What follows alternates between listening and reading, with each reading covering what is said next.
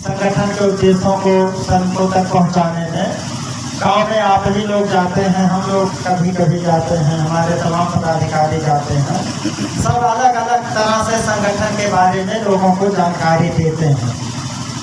आप भी अपने हिसाब से संगठन के उद्देश्यों को अपने मन में बैठा लीजिए और उनके बीच में उसी हिसाब से वहाँ प्रस्तुत कीजिए जो उनको समझ में आए, जिससे वो आपसे जुड़ें। और हमारे संगठन का उद्देश्य पूरा तभी होगा जब हमारे श्रमिक मन से हमारे साथ, हमारे संगठन के साथ जुड़ेंगे। जब उनके अंदर हम संगठन के प्रति निष्ठा पैदा करने में सफल हो जाएंगे, उसी दिन हमारे श्रमिकों को पूर्ण रूप से लाभ मिलने लगेगा। हमारे पदाधिकारियों को अभी चाहिए जो वरिष्ठ पदाधिकारियों द्वारा निर्देश दिया जाए, चाहे जिला स्तर पर हो या ब्लॉक स्तर पर हो, उसका तत्काल रिप्लाई करें और उसी हिसाब से काम करें। इस समाज में मानव को उतना ही मिलता है जितनी उसकी योग्यता होती है। हमारे आदर्श हैं, आप देख रहे होंगे, चित्र उनका लगा हुआ है, बाबा साहब अम्बेडकर जी। उनके बारे में इस समाज में किसी को बताने की जरूरत नहीं है, कुछ ना कुछ सभी जानते हैं।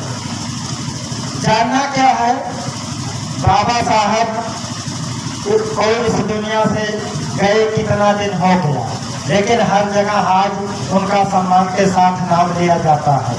भारत में वह सभ्य नागरिक जो थोड़ी भी जानकारी समाज के बारे में रखता है, वो बाबा साहब को जानता है और आदर से नाम लेता है।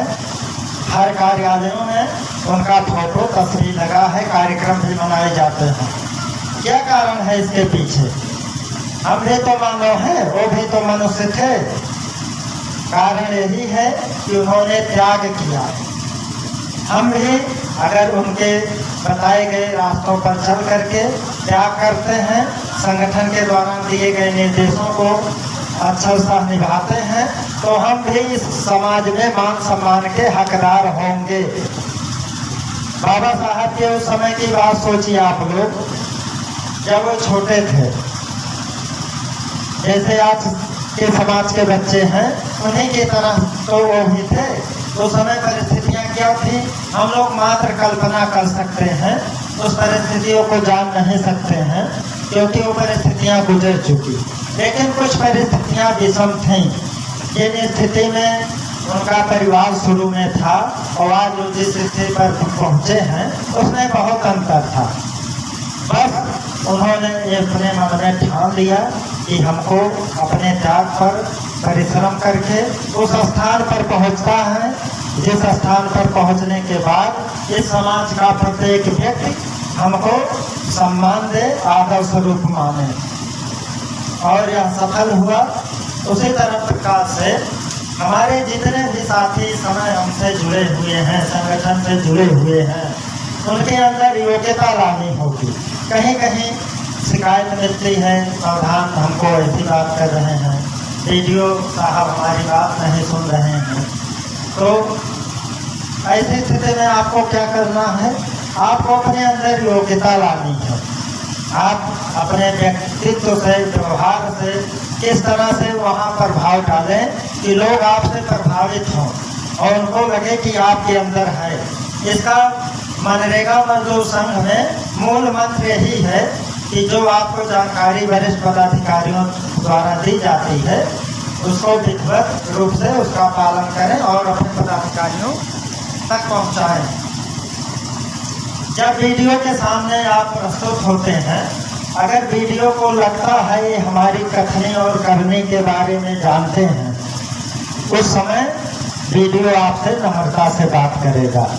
जब इस वीडियो को पता होगा कि ये मनरेगा एक्ट को लेकर के जानकार हैं, इनका संगठन मनरेगा एक्ट पूरी तरह से जानता है और ये भी जानते हैं, तो उस समय आपको वहाँ सम्मान देंगे, क्योंकि मनरेगा एक्ट का पालन कहीं भी पूरी तरह से नहीं हो पा रहा है और उस भ्रष्टाचार में कहीं न कहीं वो भी लिप्त है।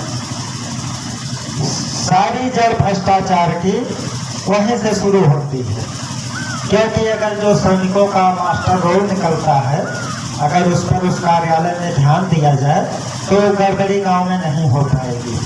लेकिन क्योंकि हमारे श्रमिक हैं, अब धीरे धीरे आप लोगों के माध्यम से, सहयोग से जागरूक होंगे अपने हक और अधिकार के लिए, तब उनका हक कोई नहीं ले पाएगा।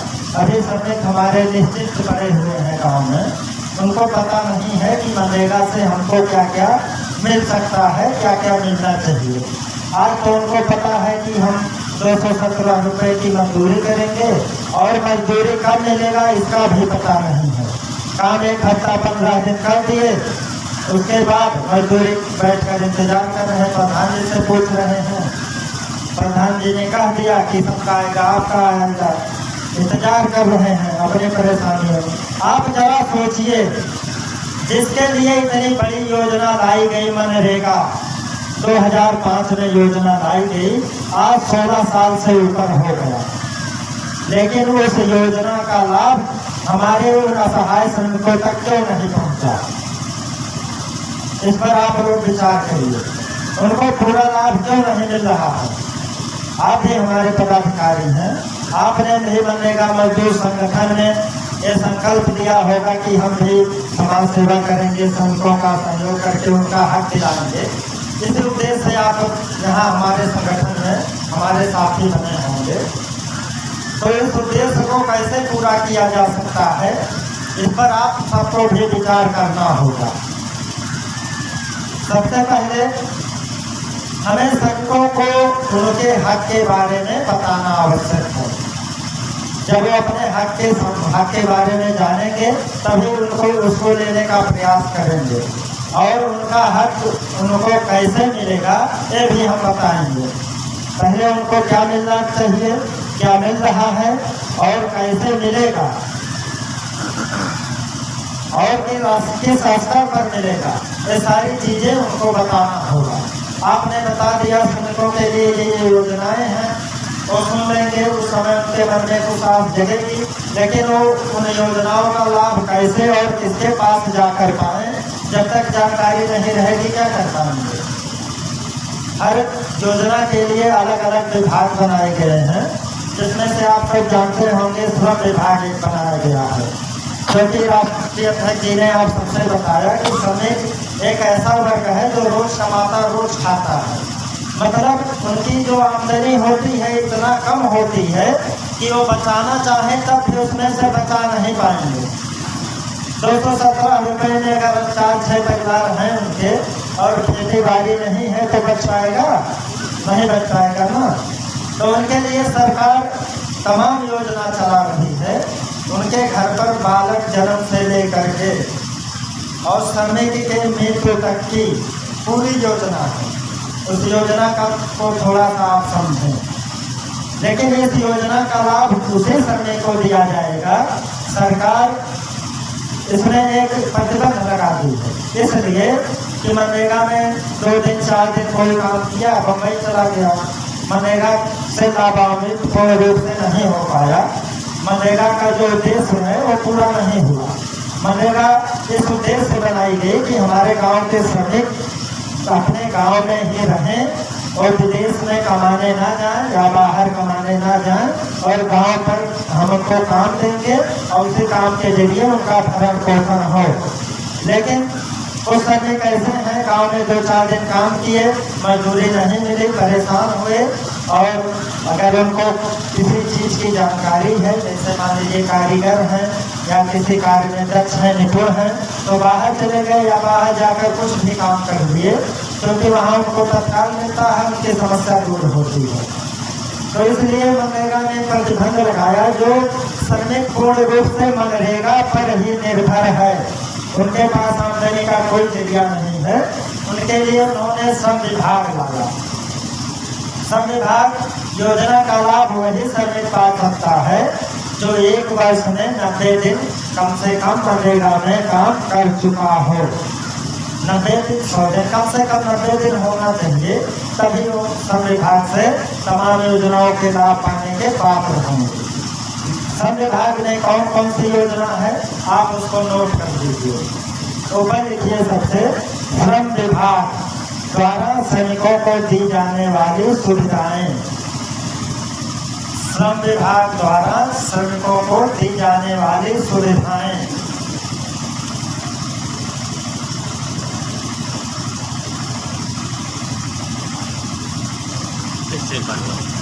श्रम विभाग द्वारा श्रमिकों को दी जाने वाली सुविधाएं।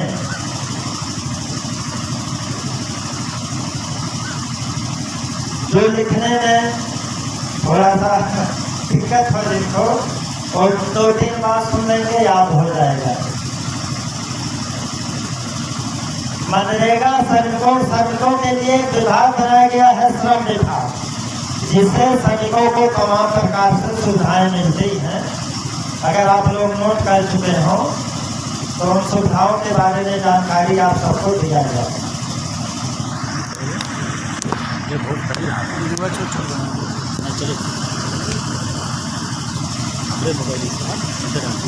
इसमें कुछ शर्त है। इस सुविधा का लाभ वही श्रमिक पाएगा जो श्रम विभाग में पंजीकृत रहेगा। पंजीकृत कैसे होते हैं? पंजीकृत होने के लिए हमारे श्रमिक जन सेवा केंद्र हर जगह पर होते हैं, वहाँ जाकर इसमें पंजीकरण करवाएं और 1 वर्ष जैसे ही उनका पूरा होता है तो तमाम सुविधाएं उनको मिलने लगती हैं। लेकिन केवल रजिस्ट्रेशन या पंजीकरण मात्र से सारी सुविधाएं नहीं मिलेंगी, उसके लिए और कुछ करना है। इसमें हमारे समय उन्हीं श्रमिकों को लाभ दिया जाएगा जिसका रजिस्ट्रेशन 1 वर्ष पूरा हो जाएगा। और पहले साल तो आप जानते ही हैं कि मनरेगा में वो कम से कम 100 दिन का काम कर चुके हैं या 90 दिन, 90 से 100 दिन, कम से कम 90 दिन होना चाहिए।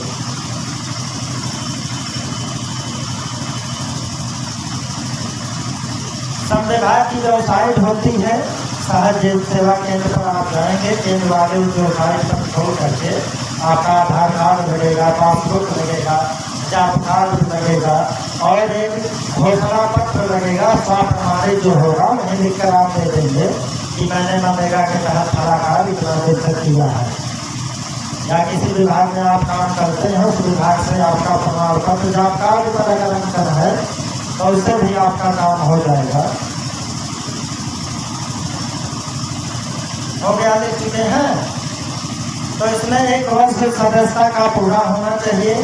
श्रम विभाग का आपको सदस्य बनना पड़ेगा। उसका सदस्यता शुल्क 30 रुपये मात्र है 1 वर्ष में।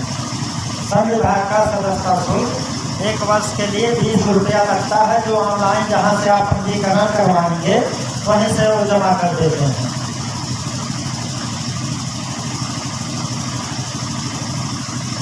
श्रम कार्ड में सदस्यता शुल्क 30 रुपये प्रति वर्ष है। 1 साल में 20 रुपया आपका बचेगा।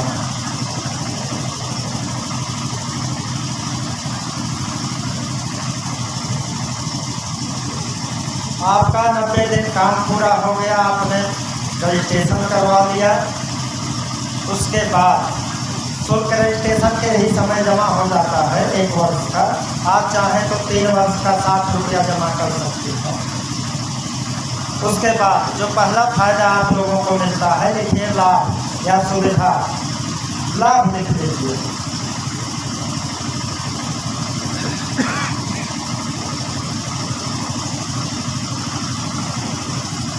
सबसे पहली योजना है मातृत्व यौन शिशु लाभ योजना।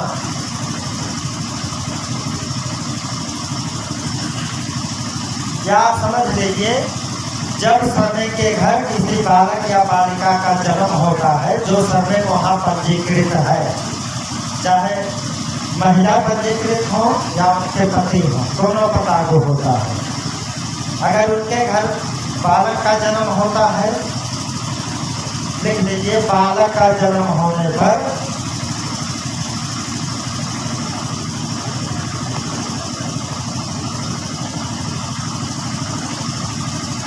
नोट करा दीजिए, तब फिर इसको लेट करिए।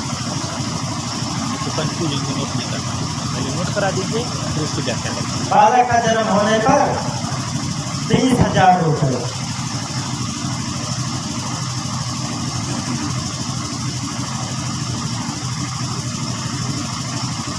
20,000। हाँ, आप लोग पाए हैं? जो हमारे मुखिया ही नहीं पाएंगे तो सर्वे की क्या हाल? तो पहले आप लोग इसको लीजिए और जितने सर्वे जुड़े हैं उनको दिलवाने का कार्य करिए। जो समस्या आएगी हम डायरेक्ट सब विभाग जो है मुख्य कार्यालय वहीं से समाधान करवा देंगे। हाँ, आपने सही कहा, जहाँ आप लोग नहीं है वहाँ सारा कार्य अधूरा है और पूरा हो भी नहीं सकता है। देखिए, ये लाभ जो है 2 बच्चों तक है, वहीं लिख लीजिए 2 प्रसव तक या 2 बच्चों तक। 2 प्रसव तक नहीं, 2 बच्चों तक। हाँ, 2 बच्चों। क्योंकि प्रसव में बच्चा गुजर भी सकता है। अगर बालिका, आगे लिख लीजिए, बालिका के जन्म पर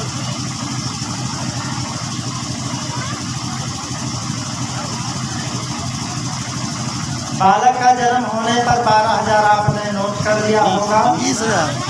20,000। हाँ, 20। इधर देख। और बालिका का जन्म होने पर 25,000।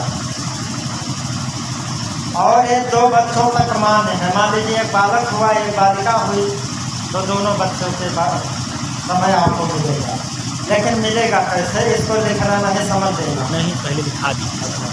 टोटल दिखा दें। हाँ, अच्छा, तब उसके बाद कुछ कलेक्ट करें। यह पहली योजना है जिसका लाभ मिलना शुरू हो जाता है रजिस्ट्रेशन के बाद। अगर बालिका पैदा होती है 25,000 और बालक होता है तो 20,000। इतना हो गया। 2 बच्चों तक ये मान्य है। और दूसरी जो योजना है संत रविदास शिक्षा प्रोत्साहन योजना। संत रविदास शिक्षा प्रोत्साहन योजना।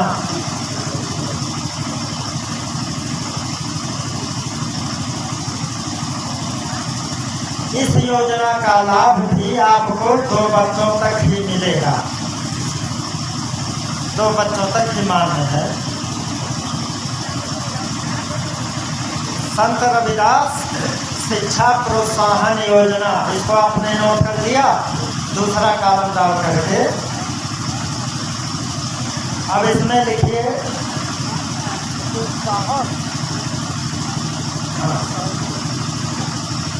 कक्षा 1 से 5 तक, 1 लिख करके डैश मार करके 5 लिख दीजिए बस। उसके आगे लिखिए 2,000 वार्षिक। कक्षा 1 से 5 के बीच में आपका बच्चा कहीं पढ़ रहा है तो उसको 2,000 रुपये 1 साल में मिलना चाहिए, मिलता भी है। उसके नीचे हो गया सबका।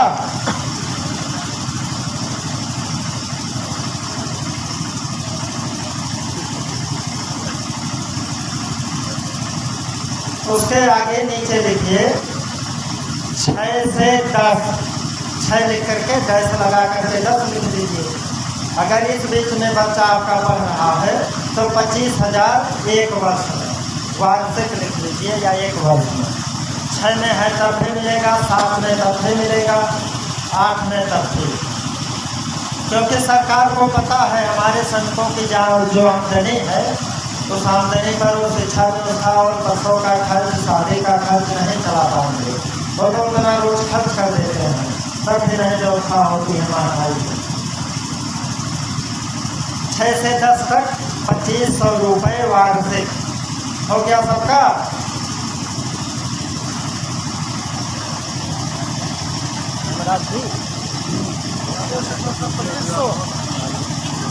आप जो बनाए हमने बना उनके मुझे बनाया आप क्लास 11 और 12 इन दोनों क्लास में 3,000 रुपये। वहाँ नीचे लिख लीजिए 11 लेस करके 12 बना दी वहाँ से 3,000 रुपये वार्षिक। रामपुर पट्टियस बना ले जाए। हाँ, एक चीज नीचे नोट कर लीजिए, कक्षा 9, 10, 11, 12 डैश करके 9 लिखिए, फिर डैश 10 और फिर डैश 11, फिर 12। मतलब इन चारों क्लासों में आपके बच्चे श्रमिक के बच्चे उत्तीर्ण होते हैं तो उनको एक साइकिल का पैसा श्रम विभाग द्वारा आपके खाते में भेज दिया जाएगा। बच्चों को स्कूल जाने के लिए साइकिल, अगर वो कक्षा 9 पास होते हैं तब भी हमारे 10 पास श्रमिकों के बच्चे बेचारे कितने परेशान होते हैं कि दादा साइकिल खरीद दिया, माई साइकिल खरीद दिया, लेकिन श्रमिकों के घर व्यवस्था नहीं बन पाती।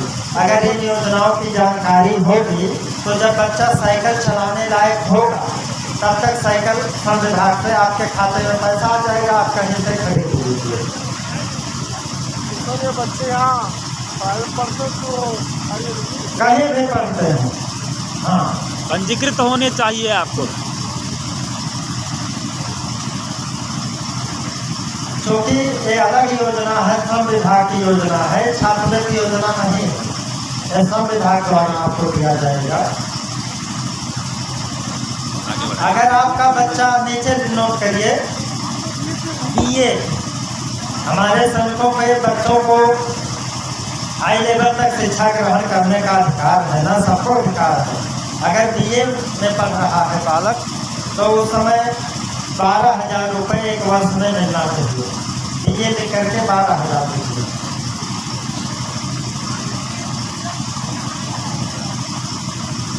BA 12,000 रुपये।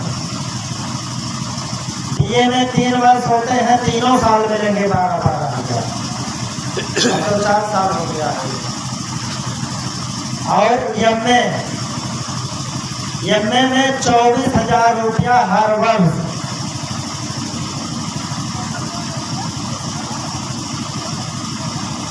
और हमारे कुछ श्रमिकों के बच्चे पढ़ने में रुचि रखते हैं और आज के समय में तमाम बच्चे आगे बढ़ चुके हैं। अगर बच्चे BTech की पढ़ाई करते हैं, इंजीनियरिंग कोर्स होता है, तो उसमें उनको 60,000 रुपया वार्षिक B या तो इंजीनियर की पढ़ाई लिख लीजिए जो आप समझ पाए। अगर किसी समय के बच्चे इंजीनियरिंग का कोर्स कर रहे हैं तो उनको 60,000 रुपये वार्षिक मिलेगा।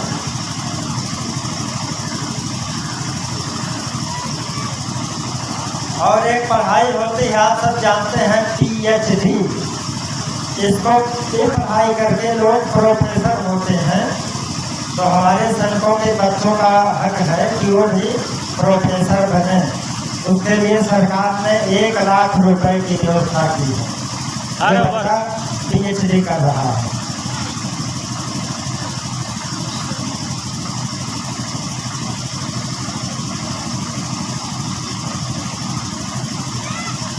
ज़्यादा पढ़ाना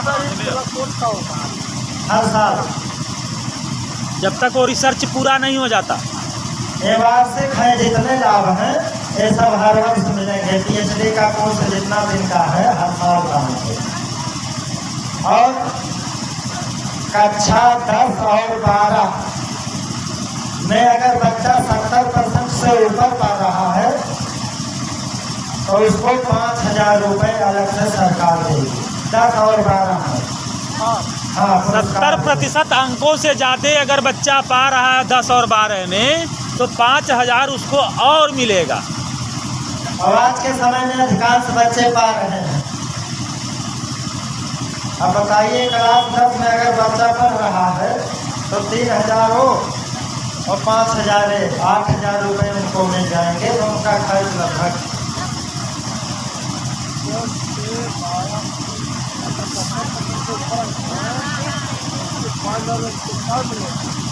बालक को, आगे लिख दीजिए, बालक और बालिका को 8,000 रुपये।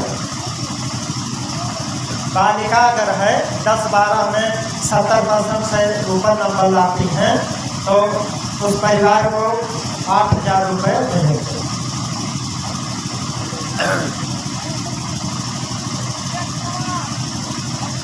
और इन सारी योजनाओं को लोगों तक पहुंचाने के लिए सरकार तमाम प्रयास कर रही है। इसका लाभ श्रमिक ले नहीं पा रहे हैं। सरकार परेशान है, क्यों नहीं दे पा रहे हैं? तो सरकार ये मान चुकी है मनरेगा में कोई काम नहीं करना चाहता। जो लोगों द्वारा जानकारी पहुंचाई गई 90 दिन काम होगा तभी लाभ पाएंगे, फाउंडेशन है। और वहाँ समय जब रजिस्टर्ड नहीं होंगे तो सरकार ये मानेगी कि मनरेगा में कोई काम नहीं करना चाहता। क्योंकि अधिकारियों द्वारा यही सूचना जब डीटीओ पर दबाव पड़ता है ऊपर से कि अपने ब्लॉकों में श्रमिकों का पंजीकरण करवाइए श्रम विभाग में, तो कहते साहब 90 दिन का जितना पूरा सूचना मैंने करवा दिया और श्रमिक काम नहीं करना चाहते, तो सरकार क्या जानेगी?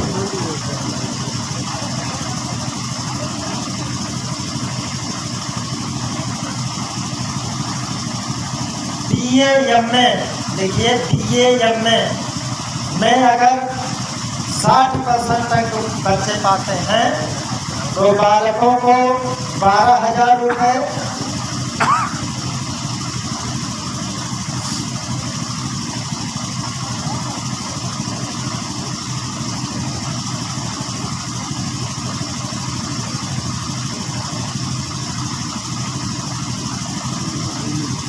DAM में 60% से ऊपर अंक आता है तो बालिकाओं को 12,000, बालकों को 12,000, बालिकाओं को 15,000 रुपये।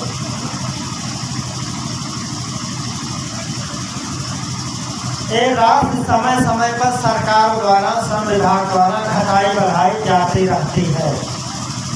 इसे योजना कम तो होने का संभावना नहीं है, बढ़ना ही है, महंगाई बढ़ती है।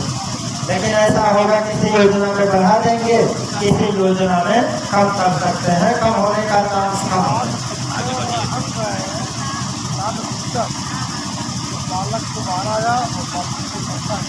हो गया आप लोगों का।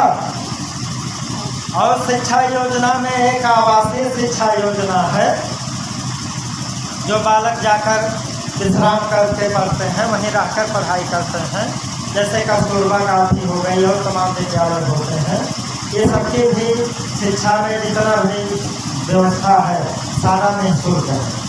आवासीय शिक्षा व्यवस्था सारा निःशुल्क। नंबर 3, आवासीय शिक्षा व्यवस्था पूर्णतः निःशुल्क। आवासीय शिक्षा व्यवस्था निःशुल्क, जिसमें वस्त्र है, भोजन है, कपड़ा है, कापी किताब है, सारी सुविधाएं उनको निःशुल्क दी जाएंगी। नंबर 4 डालिए, कौशल प्रशिक्षण योजना। इस योजना के तहत ग्रामीण इलाकों में निवास करने वाले श्रमिकों, महिला भी श्रमिक हो सकती है जो उसमें पंजीकृत हैं, ये योजना पूर्णतः उनके लिए लाई गई है। उनको सिलाई, कढ़ाई, बुनाई या जितने भी महिलाओं से संबंधित चीज़ें होती हैं सबका निःशुल्क व्यवस्था इस योजना में है। श्रम विभाग में आपने पंजीकरण करवा दिया। अगर आप कोई ब्यूटी पार्लर खोलना चाहते हैं तो उस पर एप्लीकेशन लगाकर अपलोड करवा देंगी तो आपको वहाँ से सूचना आपके मोबाइल पर आ जाएगा कि फला डेट में फला जगह आपका प्रशिक्षण है। वहाँ प्रशिक्षण करेंगे तो हो सकता है आपको कुछ सामग्री भी निःशुल्क दिया जाए, जैसे सिलाई प्रशिक्षण में मशीन वगैरह दिया जाता है, तो उसे अपना व्यवसाय कर सकती है। उसके बाद नंबर 5 डालिए। अब कौशल प्रशिक्षण योजना तो समझ गई हैं आप लोग। नंबर 5 है कन्या विवाह सहायता योजना। कन्या विवाह सहायता योजना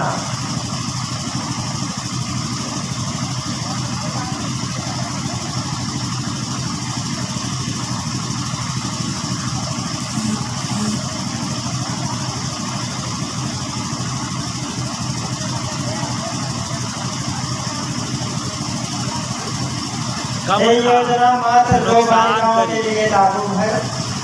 अगर समय के घर पर 2 बालिकाएं उनका विवाह होता है तो उनके विवाह के लिए सहायता 55,000 रुपये। और एक सामूहिक विवाह होता है, उसको आप लोग जानते होंगे, सामूहिक विवाह के लिए सरकार का प्रोत्साहन राशि जाते हैं। ये तो परंपरागत विवाह जो आप घर पर करते हैं उसका 55,000 रुपये है। ये कैसे मिलेगा अभी विस्तार से हम बताएंगे, पहले इसको नोट कर लीजिए। सामूहिक विवाह योजना के लिए 65,000 प्रस्तावित है, इससे 10,000 जाते हैं उसमें, जिसमें 7,000 रुपये आयोजन में ब्लॉक पर आयोजन होता है। इसका आप लोग तो गए होंगे, हम तो इस शादी में नहीं शामिल हो पाते हैं, गए हैं। और पोशाक दे, जो बालिका नहीं होती है उनके पोशाक के लिए 5,000 रुपये अलग व्यवस्था होती है।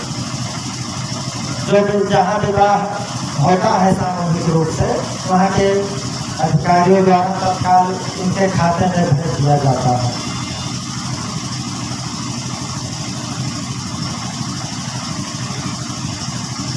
विवाह योजना आप लोग समझ गए होंगे, नोट कर लिए होंगे। अगर घर पर विवाह होता है 55,000 रुपये और सामूहिक विवाह होता है तो वहाँ 65,000 रुपये सहायता मिलती है।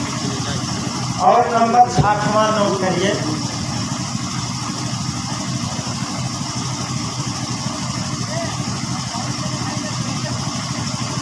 शौचालय सहायता योजना,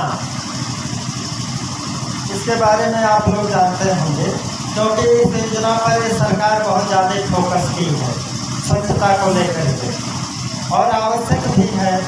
घर पर कमरा कम हो लेकिन घर पर शौचालय जरूरी है।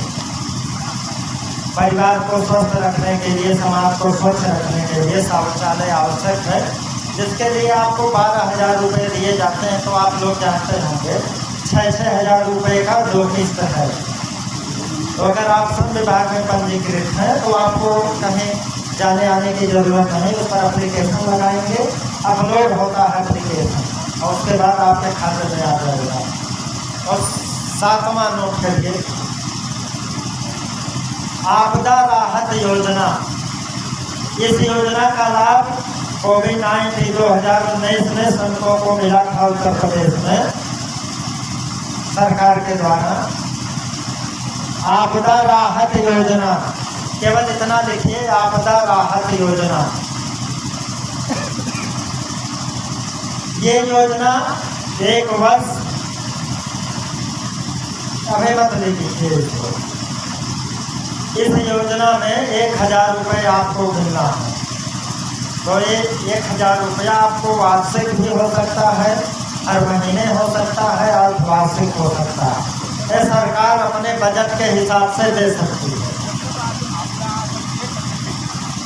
नहीं मान लीजिए कोरोना आया, सरकार 1,000 रुपया एक दी, फिर दोबारा दी होगी कहीं कहीं, लेकिन उत्तर प्रदेश में 1,000 रुपया आया था हर मनरेगा श्रमिक के खाते में। और ये श्रम, आप इस श्रम की बात कर रही होंगी। हाँ, इस श्रम पे 1,000 आया था, मनरेगा में 500 रुपये का इंस्टॉलमेंट था मंथली। अच्छा, 3 महीने आया था 1,500 रुपये। हाँ, 3 महीने का था, वो 2 बार में आया था। तो 1,000 रुपये है आपका मासिक भी, अर्धवार्षिक और वार्षिक सरकार के बजट के ऊपर निर्भर करता है। और आपदा कैसी है उसकी परवेश है। मान लीजिए छोटी आपदा हुई तो 1 महीना मिले तो 12 नहीं गए। उसके बाद है, अगला नोट कर लीजिए, महात्मा गांधी पेंशन योजना। हमारे तमाम गांव के बुजुर्ग श्रमिक साथी परेशान होते हैं पेंशन के लिए। अगर आप श्रम विभाग में पंजीकरण करवा चुके हैं और आपका सदस्यता 10 साल हो गया है, 10 साल में कितना लगेगा? 1 साल में 20 रुपये है, 200 रुपये हुए। 200 रुपये अगर आपका जमा है वहाँ, तो आपका जैसे समय आएगा तुरंत आपको पेंशन 1,000 रुपये महीना मिलना शुरू हो जाएगा। इसमें लिख लीजिए महात्मा गांधी पेंशन योजना, आपने लिखा। उसके बाद लिख लीजिए 1,000 मासिक, 1,000 रुपये महीना। जैसे पेंशन की जो योजना है, पहले श्रम विभाग के श्रमिक पाएंगे उसके बाद समाज के और लोग पाएंगे। जो सरकार का नियमावली है और उसमें पंजीकरण आपका रहेगा, जैसे आयु पूरा होगी आपको आने लगेगा, कहीं कुछ कहने की जरूरत नहीं। हाँ, नंबर 9 नोट करिए। बीमारी सहायता योजना। बीमारी सहायता योजना ये बहुत बड़ी योजना है, इसको अभी आपको हम बताएंगे, पहले नोट कर लीजिए। बीमारी सहायता योजना, इसके तहत श्रमिक, उसकी पत्नी और उसके कई साल तक के 2 बच्चों को लाभ मिलेगा। ऐसे जान लीजिए, चाहे नोट करिए। श्रमिक को, उसकी पत्नी को और बच्चा 21 साल तक का है तो उसको, और अविवाहित पुत्रियां, जो लड़की की शादी जिसकी नहीं हुई है उसके लिए भी व्यवस्था है। इसमें पैसा आपको कैसे मिलेगा? अस्पताल में आप पहुंचेंगे, रिपोर्ट लगाएंगे, तुरंत आपका पैसा खाते में आ जाएगा। और 10वां जो है